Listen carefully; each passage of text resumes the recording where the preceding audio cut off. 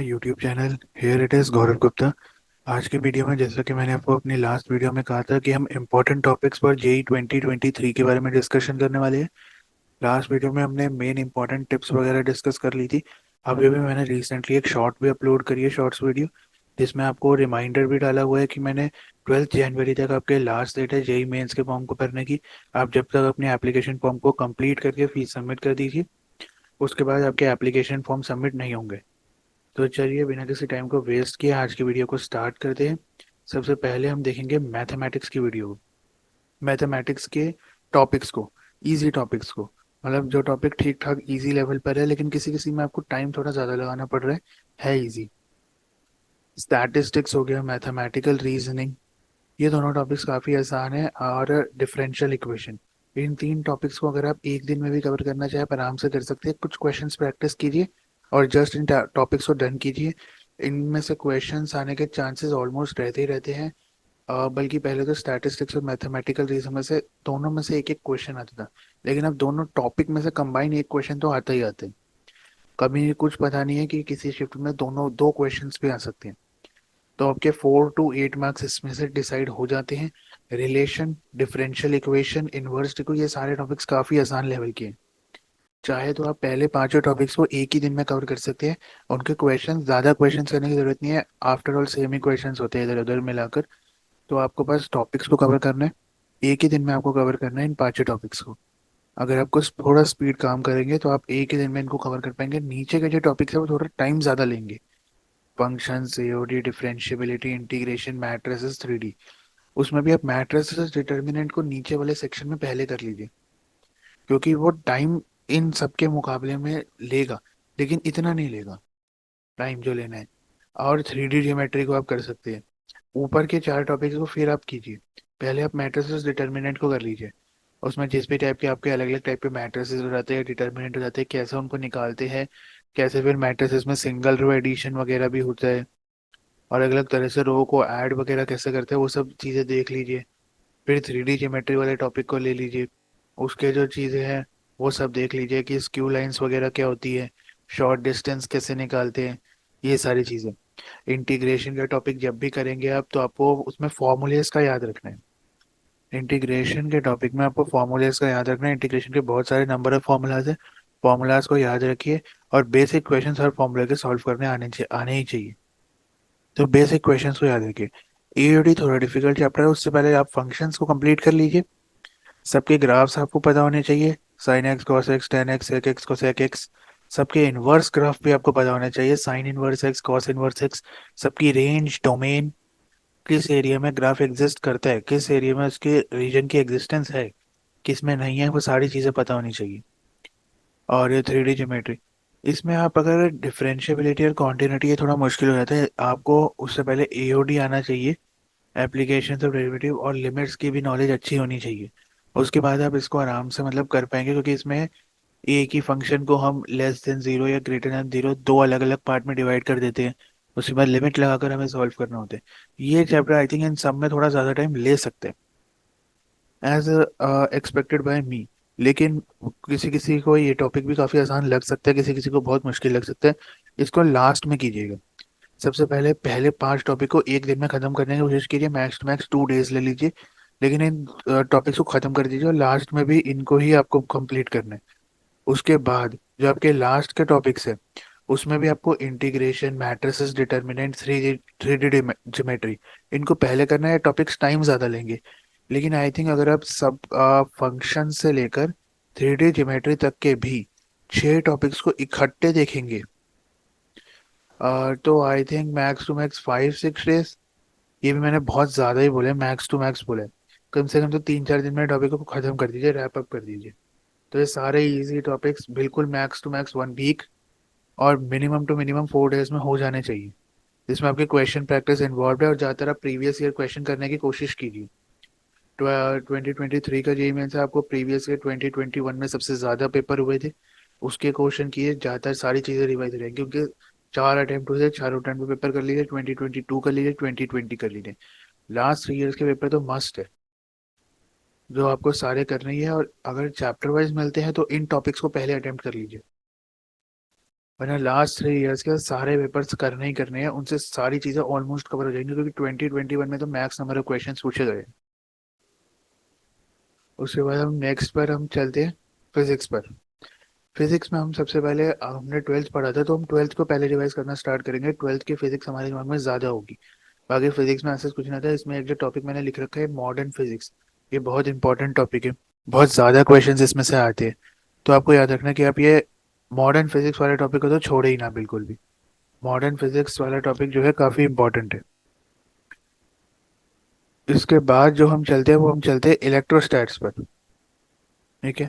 तो इलेक्ट्रोस्टैट्स जो है वो काफी इंपॉर्टेंट टॉपिक है। इलेक्ट्रोस्टैट के साथ ही आप ग्रेविटेशन को कर लीजिए, क्योंकि इलेक्ट्रोस्टैट्स में जैसे फॉर्मूला होता है हल्का सा चेंज करके कुछ और वेरिएबल का नाम देके फॉर्मूलेस वही रहते हैं ग्रेविटेशन में।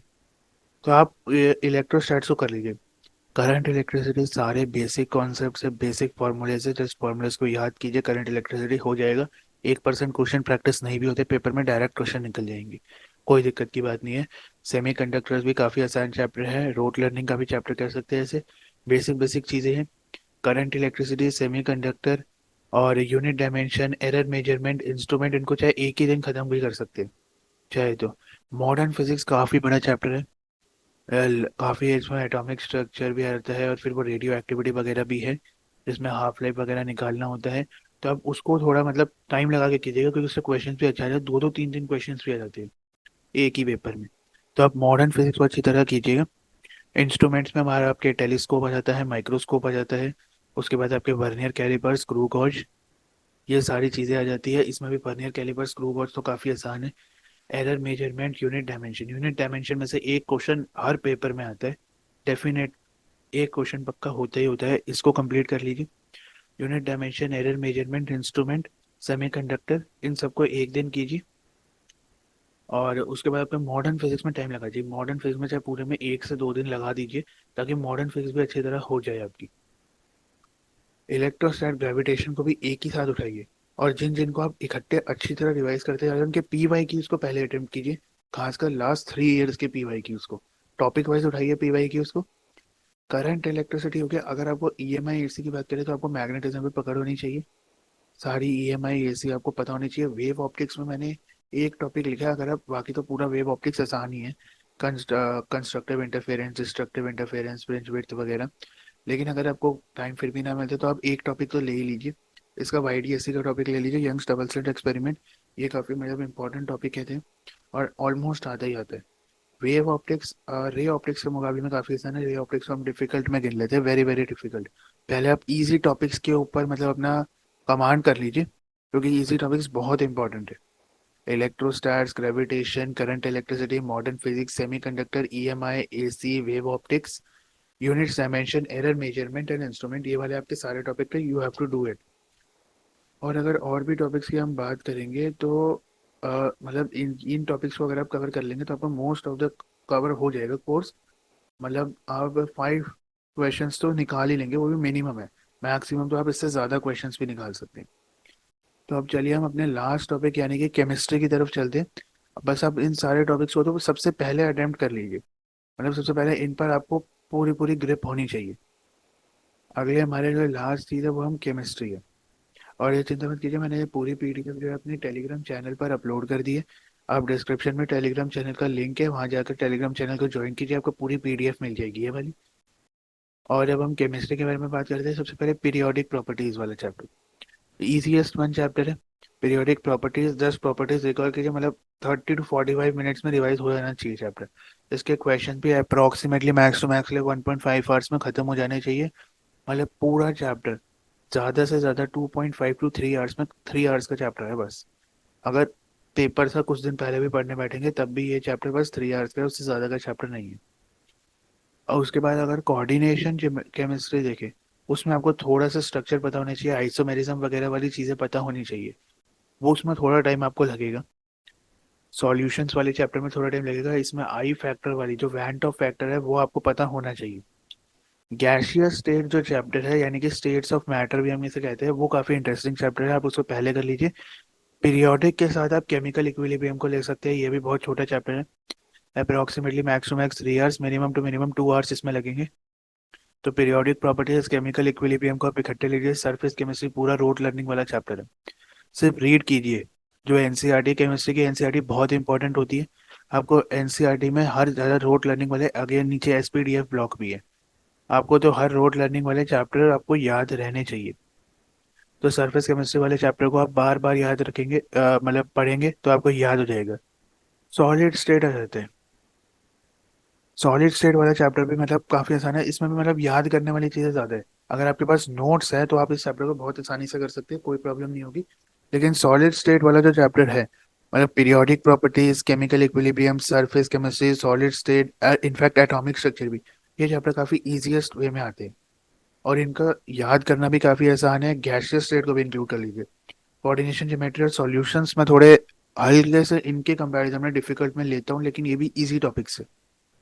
तो अगर आपके ये कोऑर्डिनेशन सॉल्यूशन छोड़े तो एटॉमिक स्ट्रक्चर तक के जितने भी आपके टॉपिक्स है ऊपर तक, तो वो सब आपके 2 to 3 डेज में हो जाने चाहिए। कोऑर्डिनेशन केमिस्ट्री और सॉल्यूशंस जो है उसको आपको थोड़ा ज़्यादा टाइम लग सकता है, लेकिन बाकी सब आपके हो जाने चाहिए।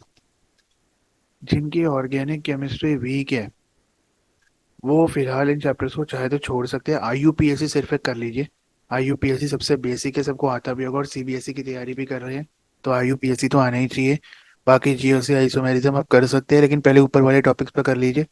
नीचे जो जियो ऑर्गेनिक के नीचे जो टॉपिक्स है वो सारे रोट लर्निंग वाले टॉपिक्स एक साथ लिख रखिए। Polymers, biomolecules, metallurgy, environmental chemistry, hydrogen, SPDF, redox. Redox में हल्का फुल्का कैलकुलेशन है, बाकी सारे रोड लर्निंग वाले चैप्टर है। एनसीईआरटी उठाइए और क्विकली रीड करना चालू कर दीजिए।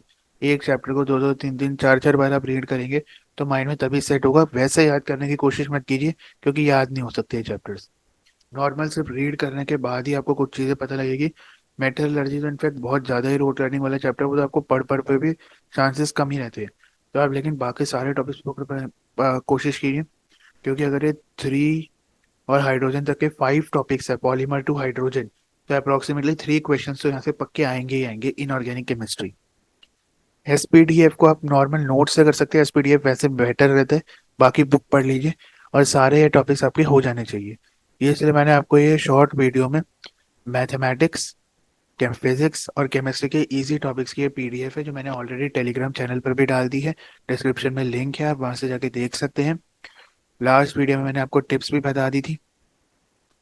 अम, और लास्ट जो एप्लीकेशन फॉर्म को भरने की डेट है वो है 12 जनवरी। सारे छोटे छोटे पॉइंट्स को हम कवर करते जा रहे हैं। इजी टॉपिक्स पे पहले कमेंट बनाइए, पी वाई क्यूज रेगुलरली कीजिए, और टाइम बाउंड प्रैक्टिस इंपॉर्टेंट है।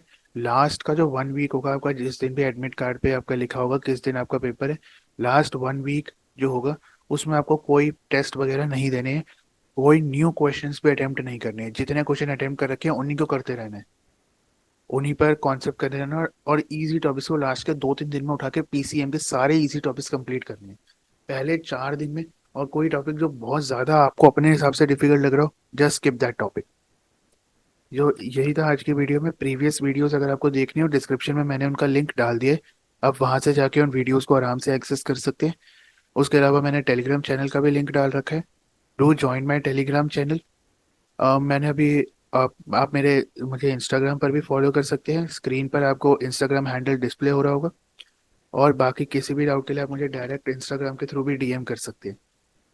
ओके, आई होप आपको ये वीडियो अच्छी लगी होगी। Do like, share and subscribe to my YouTube channel. And here it is Gaurav Gupta signing out.